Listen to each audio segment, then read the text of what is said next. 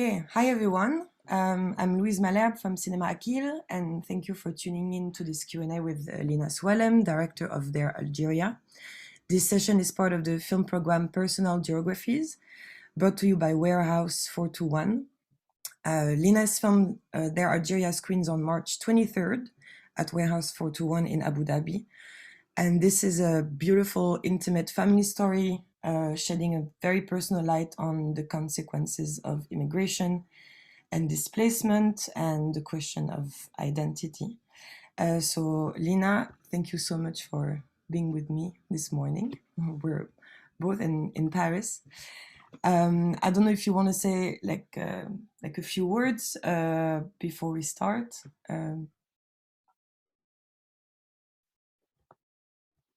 I was on mute. No, I'm very happy to be participating to this Q&A. It's a bit sad that I couldn't participate to some of the screenings in the Arab world, like in Cinema Akil and this time in Abu Dhabi, but I was still lucky to accompany the film in several countries, like Algeria in December, where it went out in theaters and had a tour, recently in Tunisia and hopefully soon in Morocco. And it also went out in Palestine during Palestine Cinema Days, and I could be there and do a Q&A. So I'm a bit disappointed not to be able to go everywhere and meet the public, but still, like, I was lucky to share it with the Arab audience, and of course the European audience and French also. But that was easier because I was based in Europe. So yeah. Yeah. I think maybe let's start from the beginning. How you came up with the idea of filming your grandparents, because what we learned very early on in your film is that your grandparents are decided to separate after, I think, 62 years of marriage. And so was this the only kind of, breaking point that made you feel there's something here that needs to be said? And how did you work around filming your own family? Because it's a totally different approach in documentary filmmaking when you film someone that you know very intimately, and if you film people that you met only a few times. So yeah, maybe let's start with this. Yeah, I think the separation was really the start of my desire to film. But all the questions that I ask during the film are questions that already existed in me before.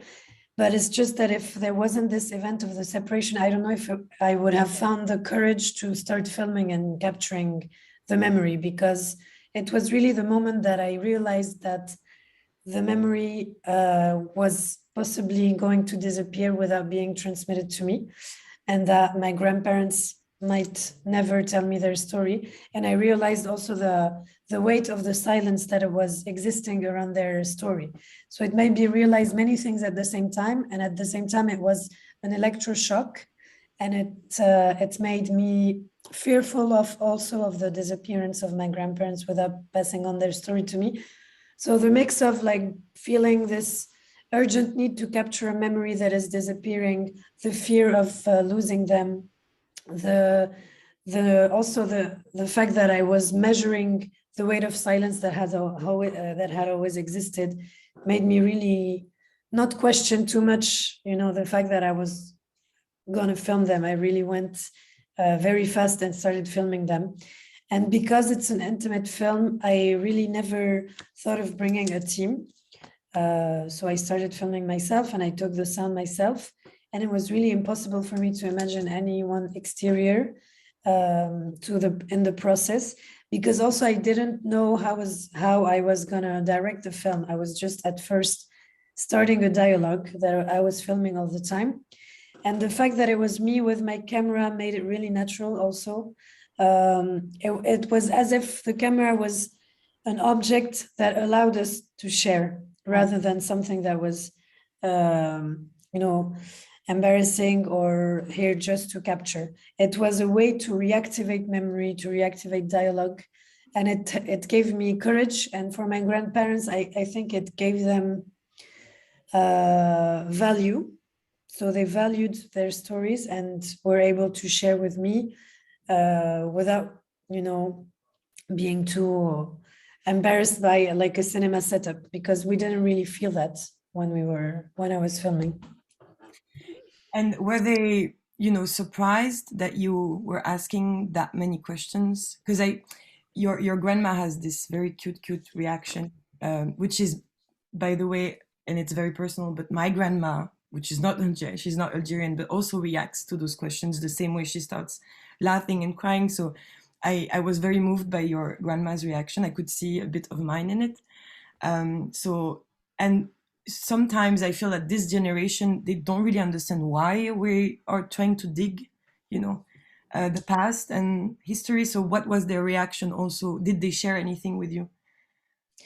I think, of course, for my grandma, at first it was a weird and funny process, but she didn't really question it so much because she was so happy that I was spending time with her, and that I was interested in her life, because also no one had ever asked her anything. Of course, there are some intimate questions that seemed to be too intimate. So there I understood that there was no need for me to pass this limit. I didn't want to formulate for her things that she didn't allow herself to formulate or think about. So this was the line that I didn't cross. And at the same time, it was great because I was seeing that despite her laughter, and the fact that she might have been embarrassed a few times, she wanted to tell her story because she was still talking about it, continuing. And then after the moments that we were filming, she would keep on telling me the same things. And as soon as she told me something, she would keep on telling it all the time. So she was never coming back on what she was revealing. And the fact that today also she's accompanying the film and she's participating in the debates and she really enjoys it. And she tells everyone, so you were going to see my life. This is me crying and laughing. And I'm really happy because she really took it. She's owning to it. And that is great because, of course, the first time that she saw the film, I was really afraid that she would not recognize herself or not be with some scenes or the way that she was filmed. And she really was kind of like proud of her own story. And this was really moving for me. Mm. And your grandpa, because your grandpa is kind of, is very different than your grandma's character. To the point where sometimes I was asking myself, wow, those two people stayed married for that long. Yeah. Being like so different. And he has this like weight of silence that is, generational, I guess, also from, the life that he has that seemed very tough and hard.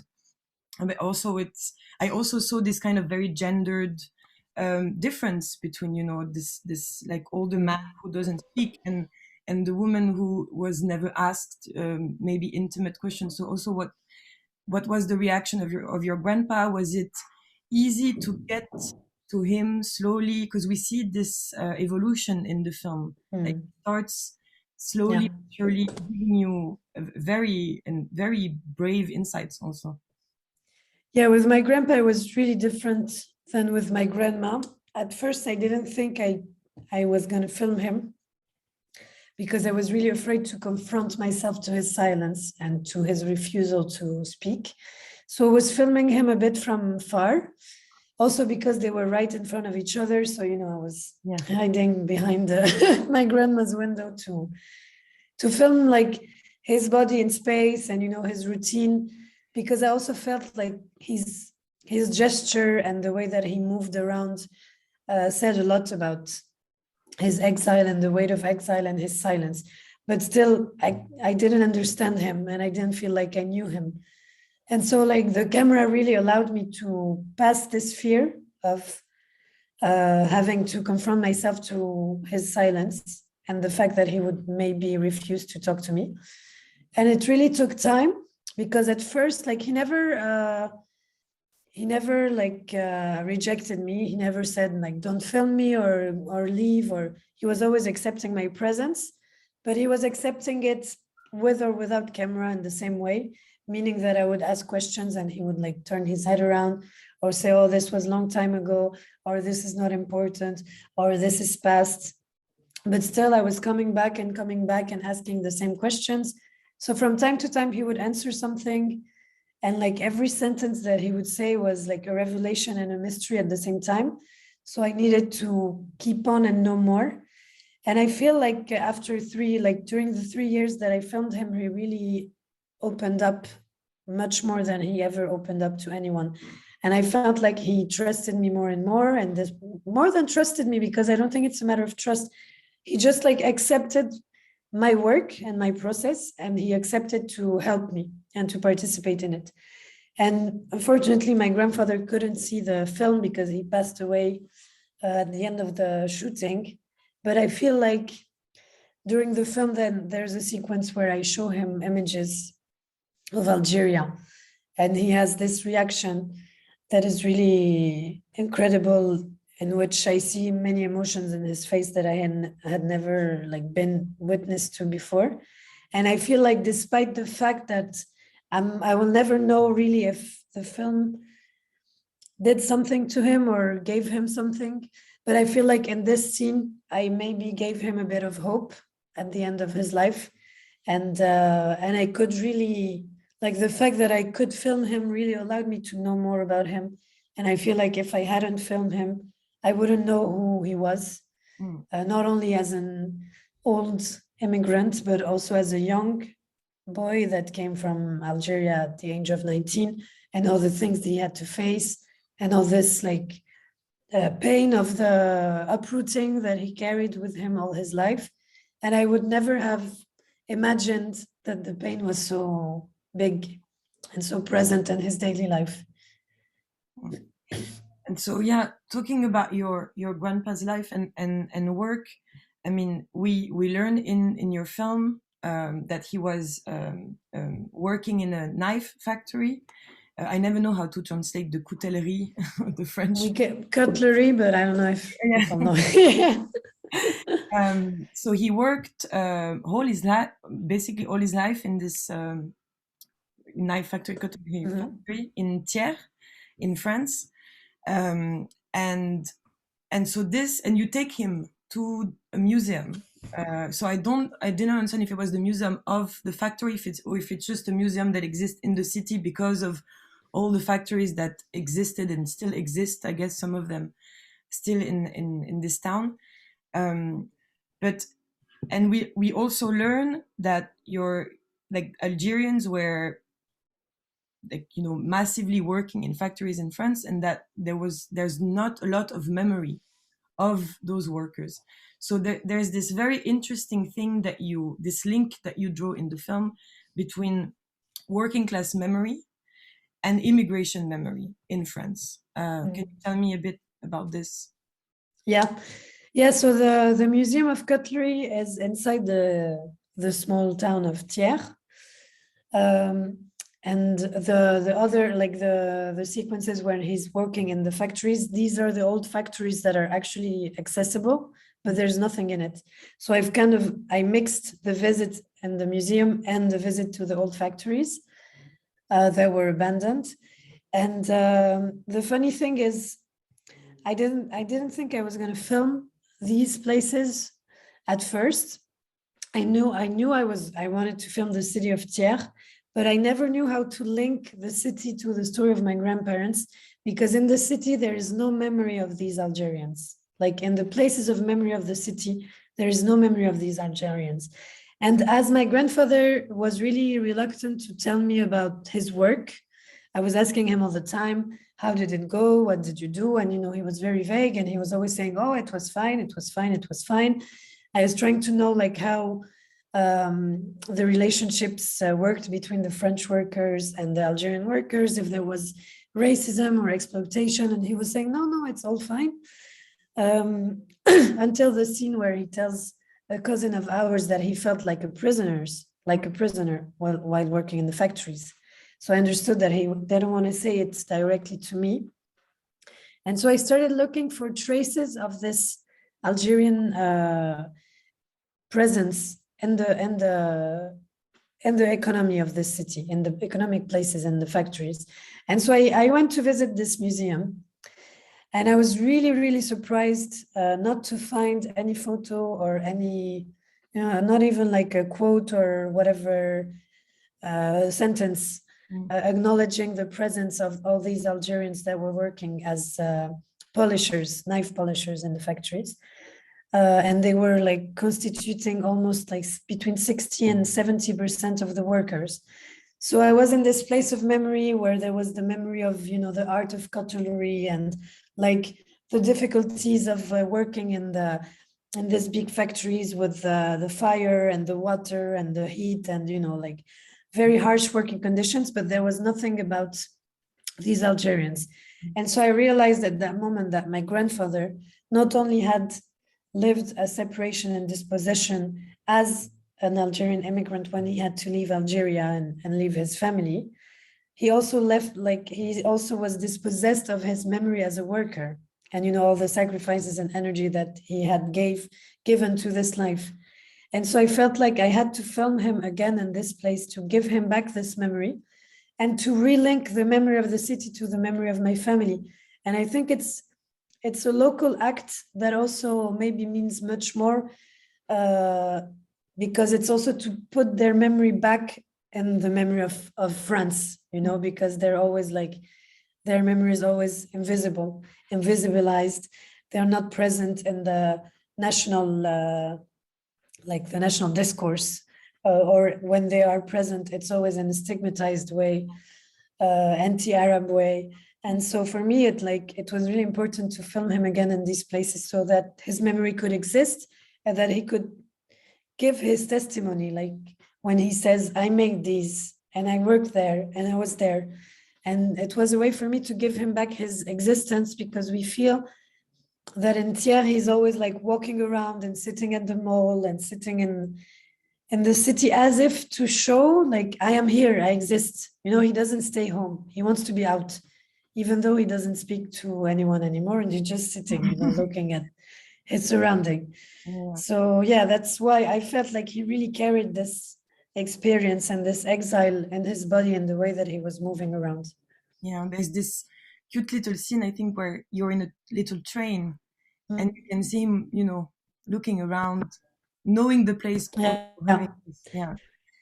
And at one point, I think he says, or you ask him if he regretted coming to France at first. Did he directly, you know, tell you, yes, I did? Or did you have to like work this out the same way you had to work it out for other things? No, actually, with my grandfather, I asked many questions many times, but because he wasn't answering. So when he answered, it was always the one and only answer. But this question, actually, I didn't really dare asking it until a certain point, because it's kind of a harsh question to ask, actually. And also when I asked my grandmother, like, what is her conclusion about her life? You know, it's not easy to ask. But I felt like with them, I could ask anything because they were really sharing with me. And I was also in the process of, you know, understanding what I was looking for. And so when I asked this question, I was really surprised that he would answer yes, because until then he was always trying to cover like the choices by, it's okay, we got used to it, it's okay. And this moment he was saying, yes, we regret at first, but it's work that led us to come. So, you know, he automatically also explains that it wasn't really a choice. It was also the reality of the economic Algerian immigration at this time. The French was looking for workers and Algeria was under French power, colonial power. And so they just like were bringing young men to work. So it's kind of a hard question to ask also, because how can you regret something that you really didn't really choose? But I still wanted to know like what was his feeling about this moment that, you know, he came, because I also felt that when he was looking at the working machines in the factory, I saw in him also the young 19-year-old that maybe arrived and, you know, was impressed by this industry and maybe thought that this could be a new beginning and this could be a promising life. And I think, yeah, they understood pretty quickly that it wasn't going to be you know, I don't know, good experience. Happy ending that day. No. Yeah, exactly. I mean, it wasn't going to be fulfilling. Yeah. As human beings, you know. Yeah. And linking to that, there's this moment where your dad mentions the myth of return. I think he's sitting next to your grandma when he says that. Yeah.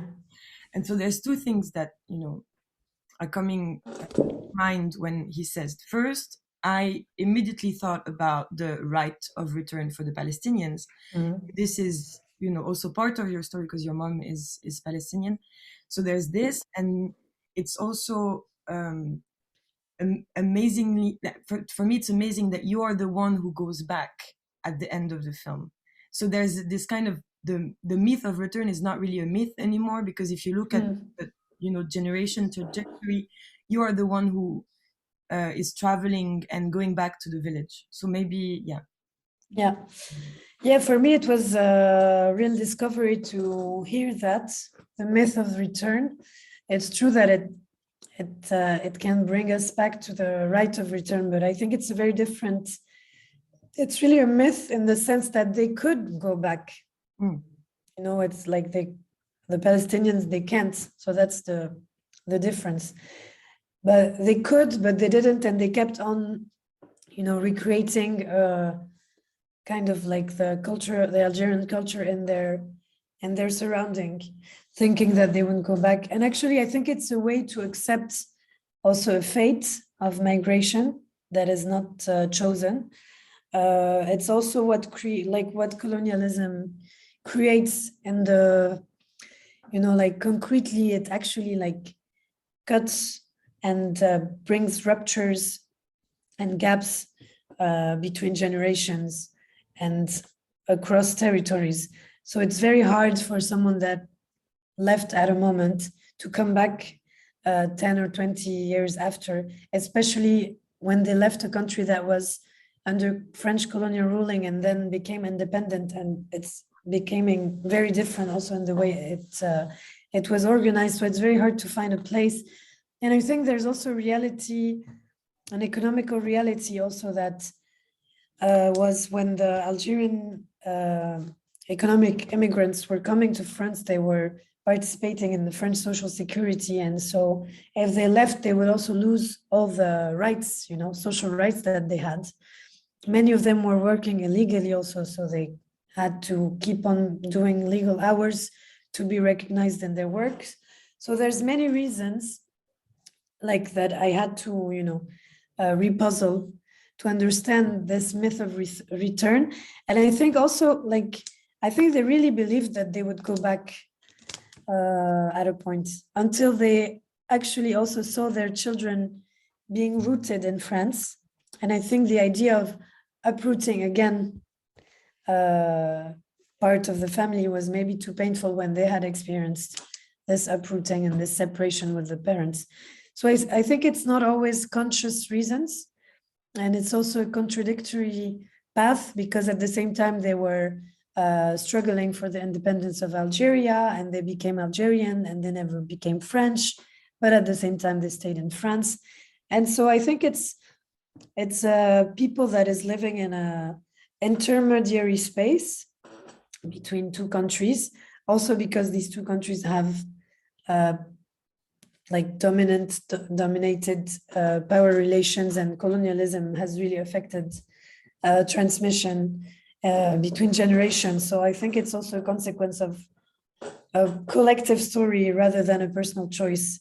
And so that's why it's a bit hard to explain. That's why I think for the parents, it's impossible to explain to the children. Like they say, we're going to go back, and then they don't go back, but they don't explain why they don't go back, and they don't explain why they were there in the first place. But also because you cannot explain things that you didn't choose and that you were a victim of this this collective story. Yeah, and so you going back to Algeria, was it the first time you were going? No, it was not the first time. Yeah, the first time I went was with I studied history, so it was with the university that I went. And actually, I had never went with my family. So every time I was going, or through studies, or through my work in films, because then I went to I acted in a film there, and then I went to pitch my project when I started working on the film, and then I had a residency in there. So I really connected to Algeria through my work rather than through family. And it's really the last trip, the one that we see in the film, that is the one that is linked to the family memory. Okay. And going back to your dad, because I also remember scene where your grandma says that she regrets not passing on the Algerian culture, and she talks about she's very cute because she talks about religion but also politeness, which Yeah. I found very cute. Um, uh, but then I think I don't know if we learned it before or after, but we learned that your dad didn't take the French nationality before he was maybe 30 years old or something. Yeah. Even though he was born in 28. France. Yeah, 28. Yeah. And so for me, this is kind of also an interesting, balance of, because they, yeah, it seems like there's something that is aligned and not aligned in the regret of your grandma and in the way that your dad grew up. So I don't know if you have. I think it's a regret maybe that she couldn't fully share her culture and take them there, and that she couldn't fully let them live this culture, and she did her best to recreate it. And that's what we see in the archival footage also. She was really attached to the traditions. But at the same time, for sure, there is a gap when you have children in another country, especially when you don't master the language at first. But it shows that she did so many efforts to be able to be connected to them and to transmit them all that she had, also, even though she was separated from her mother very, very young. And we can feel that this was something also that hurt her a lot when she sees a photo of her mother, and she has this pain that is still alive, almost like, I don't know, more than 60 years after. And yeah, for my father, I think what is complex is the relationship to our identity. And I think for me, it's a good thing to give back complexity to these notions that are always seen as very binary, especially in France, that they always ask you to choose between one identity and another, as if you couldn't have several identities, and as if choosing an identity, or as if being French was having to, cancel all the other identities that constituted you, which is totally schizophrenic, and it's very, it can be very traumatic also for the people that have had to do these choices. And so for me, like, I understood that for my dad, it's much more complex than what we think. When he was born before Algerian independence. So he was indigenous officially, French Muslim, so a subject of France without the same rights. And when Algeria became independent, they became Algerian, and they didn't take French nationality, also because the law was very particular.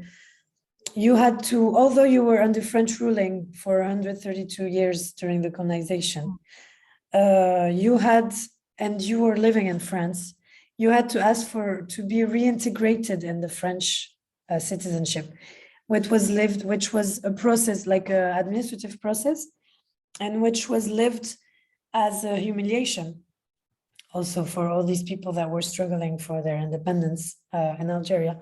And I also know, I learned that very recently, actually, that I learned that when my dad asked his citizenship the first time, it was refused to him. And he didn't have any excuse, like he didn't really give him a reason, although he was born and living in France. So it's also like a reality, that is the link between the French authorities and this community that was at first indigenous or French Muslim, Français Musulman, they were called. And then wanted to become citizens, but for that you had to, it wasn't automatic, and it should have been automatic for those that were living in, and working in France. Yeah, for sure. There's construction work next to my Yeah, I'm not hearing. Don't worry. It doesn't hear. Yeah. Going back to the archival footage that is present in your film, because you have a mix of archival footage. You have the personal, intimate family home videos that I think you open your film with, kind of. Yeah. Yeah. And there's this very beautiful sequence of your dad asking his parents to talk to each other in Arabic, and you realize that they either don't want to or they feel weird about it, so they start talking in Arabic to you, and you're Yeah. little, and maybe at this age you don't speak a lot of Arabic, so I think they tell you like shufik or like something very easy for you to understand. And so those home videos, and the wedding, and then archive like classic archival footage. So how did you integrate that in your film? Was it something that you knew you would integrate, home videos and classic archival footage? Yeah, how did that go? Yeah, for me, the home videos, I was sure I wanted to have them in the film, but it took me a long time to know where and how to place them in the construction of the narrative.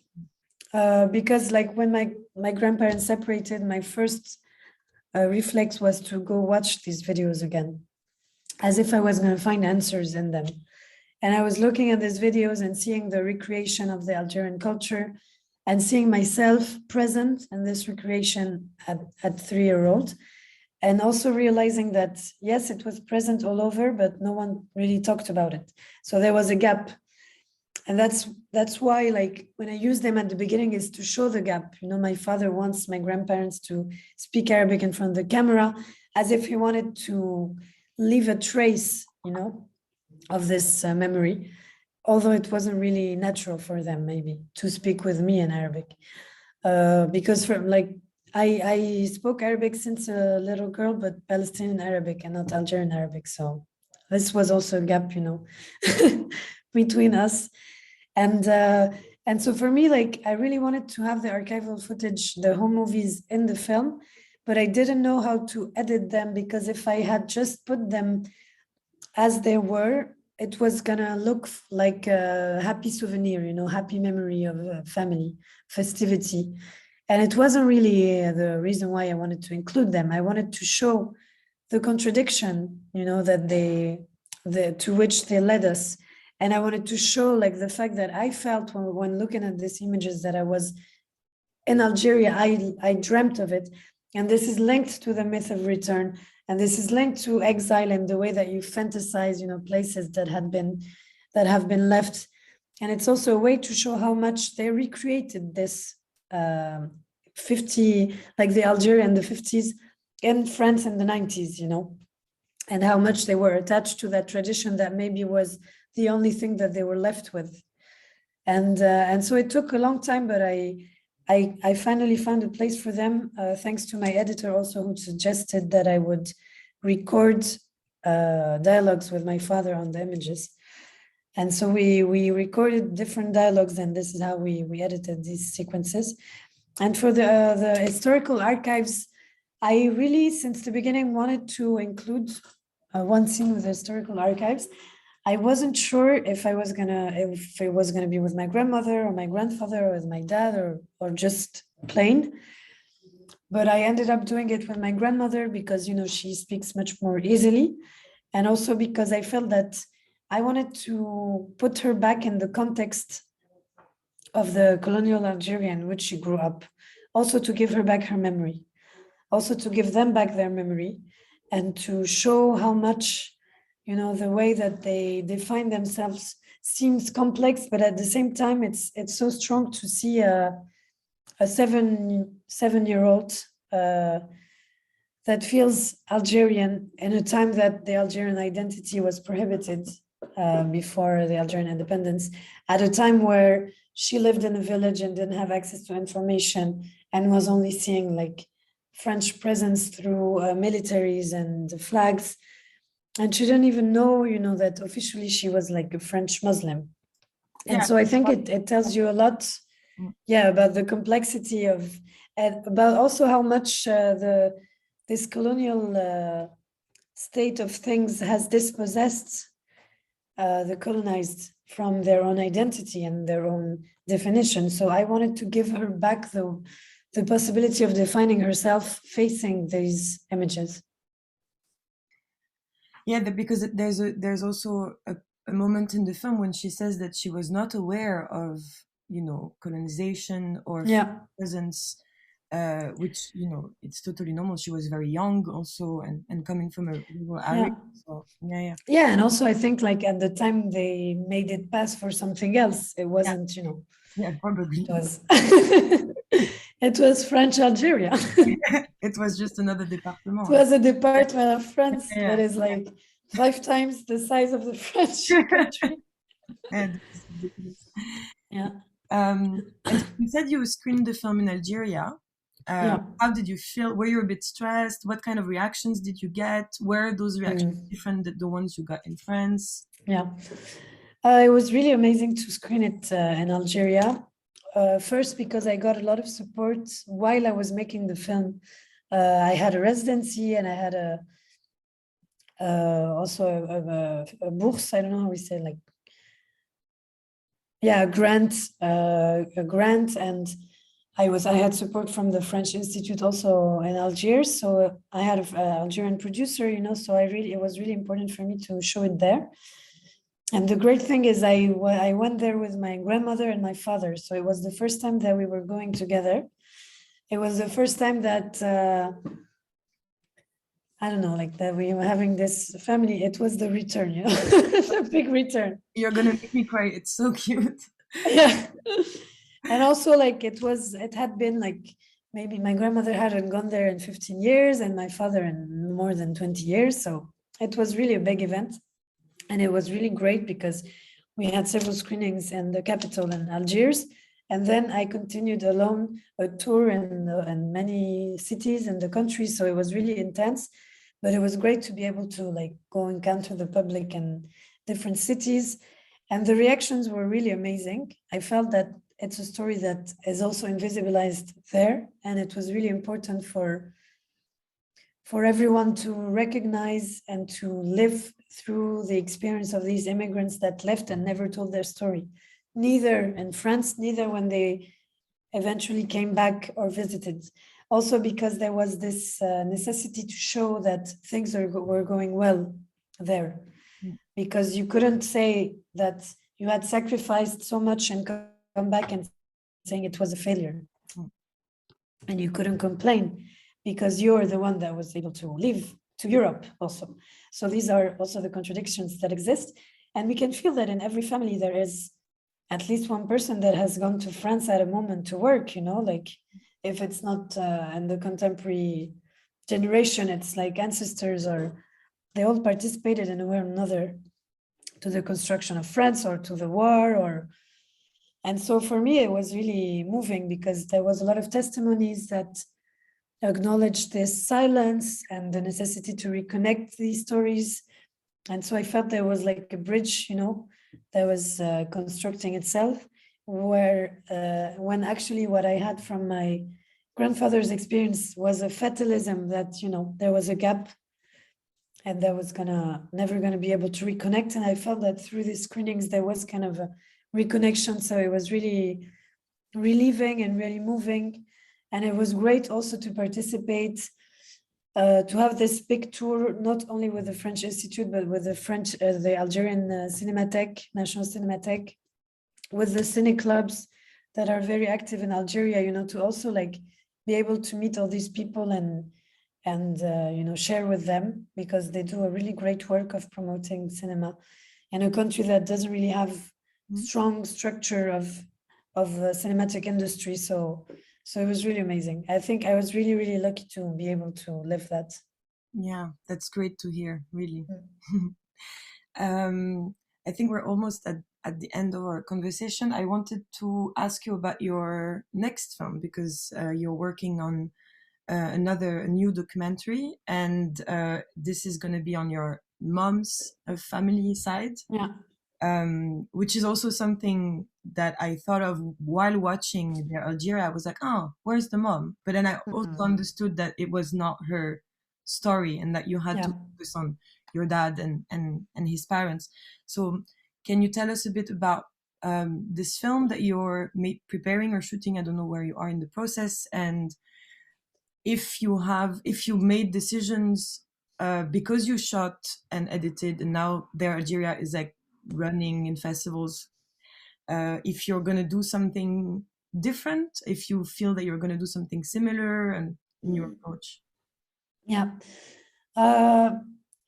At first, I was like asked a lot when I was presenting the Algeria, but before it was the film, like when it was a project, a lot of people asked me, "Oh, but are you gonna do another part on the Palestinian family?" And I was like, "No, no, no. This is a very different story." And I didn't feel I had the strength to tackle, you know, this other story. And actually, when Their Algeria started touring, I felt like maybe it's like a natural continuation for me to keep on exploring these stories of memory, but this time through the woman, because also like it was as if in Their Algeria I had to find my place as a descendant of Algerian immigrants and as someone that is born in France. So it was a more direct story. And in the other one, it's more finding my place as a woman, descending of a line of women that have gone through displacement and tragic collective stories, but at the same time have been able to transmit their story through the power of their relationships. And so it's really about like, how does a woman find her place in this world, like with all these backgrounds. And so I really wanted to focus. I'm working on the film now. I'm not filming alone this time because I felt like I needed someone. And I found a woman DOP that has been filming with me. And yeah, I don't want to say too much because I'm still in the process of working on it, but it's much more challenging, you know, because this time you're not facing silence, you're facing a lot of memory, a lot of like heavy stories and memories, but also that are not officially recognized. So there is a silence surrounding, but not a silence in the intimacy. So it's like, how do you deal with this like trop plein de mémoire? How do you deal with like this overwhelming memories? Mm. Okay, yeah, I personally can't wait to watch it when you're done. Yeah.